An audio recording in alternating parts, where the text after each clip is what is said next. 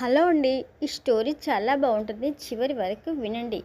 ఒక చిన్న గ్రామంలో రామయ్య అనే పేద కుండల కమ్మరి ఉండేవారు. అతను మట్టి కుండలు చేసి అమ్ముతూ జీవనం సాధించేవారు.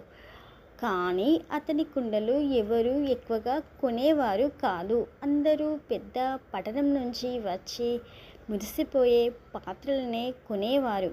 ఒకరోజు అతన్ని చిన్న కుమార్తె చిన్ని అడిగింది, నాన్న, మన కుండలు ఎందుకు ఎవరు కొనడం లేదు? రామయ్య నవ్వుతూ చెప్పాడు, మన పని మంచిదైతే ఒకరోజు మన విలువ తెలుస్తుంది అమ్మా.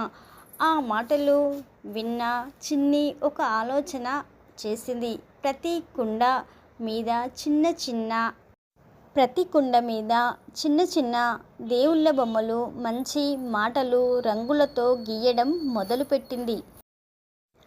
అన్నం పరబ్రహ్మ స్వరూపం, నీరు జీవనం, అమ్మ ప్రేమ అమృతం అని రాసింది. కొన్ని రోజులు గ్రామానికి వచ్చిన ఒక పెద్ద వ్యాపారి ఆ కుండలను చూసి ఆశ్చర్యపోయాడు. ఇవి కుండలు కాదు, భావాలు అన్నాడు. అతను అన్ని కుండలు కొని పట్టణంలో అమ్మాడు. అక్కడ అవి ఎంతో ప్రసిద్ధి పొందాయి. రామయ్య పేరు దూరం పెరిగింది.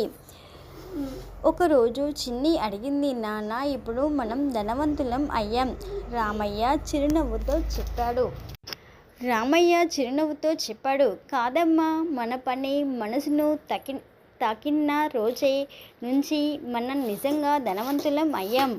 ఈ స్టోరీలో నీతి ఏంటంటే, మన పని చిన్నదైన మనసుతో చేస్తే ప్రపంచం గుర్తిస్తుంది.